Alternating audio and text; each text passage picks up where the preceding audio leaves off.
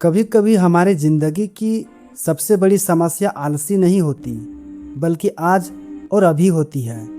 ये कहने वाले इंसान कभी भी अपनी सपनों को पूरा नहीं कर पाते कि कल से मेहनत करूँगा, कल से पढ़ूँगा, कल से अपनी आदत को बदलूँगा, और यही कल आज की हमारी सफलता चुरा ले जाती है।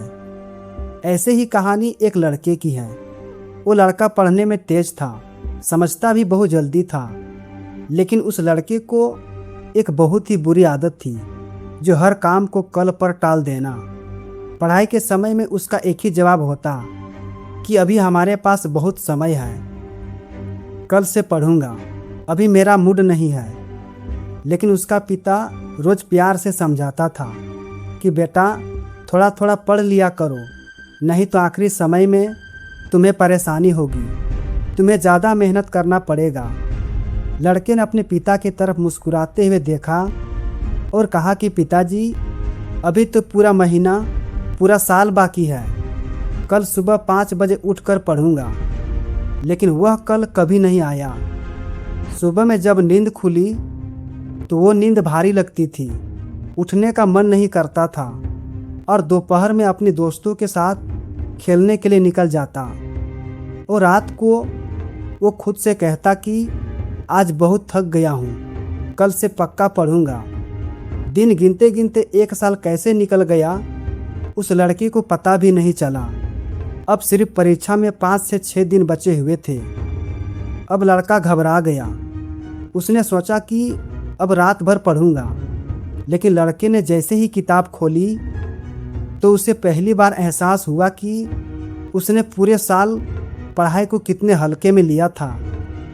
इतने सारे किताब देखकर उसका सिर घूमने लगा, उसकी टेंशन और बढ़ने लगी, वो परेशान होने लगा। तभी गांव की बिजली कट गई। मिट्टी की दिए हल्की हल्की रोशनी दे रही थी। पढ़ना मुश्किल हो गया था और दिन भर की थकावट ने उसे फिर से घेर लिया। उसने खुद को फिर से दिलासा दिया कि कल सुबह जल्दी उठकर पढ़ लूँगा। लेकिन उसकी आदत पहले जैसा ही था, अपने काम को टालने की, कि कल से करूँगा।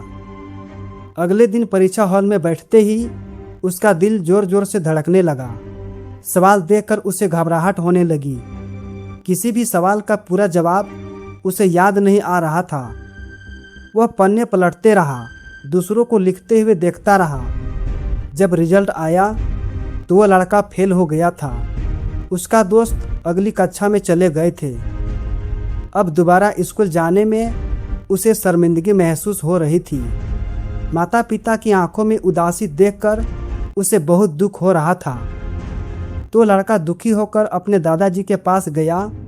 दादाजी ने अपने पास बैठाया और आंगन में लगे एक छोटे पौधे की ओर इशारा करते हुए बोला, अगर मैं इस पौधे में रोज पानी ना डालूं और महीने के अंत में एक साथ 10 बाल्टी पानी डाल दूं तो क्या यह पौधा जिंदा रहेगा?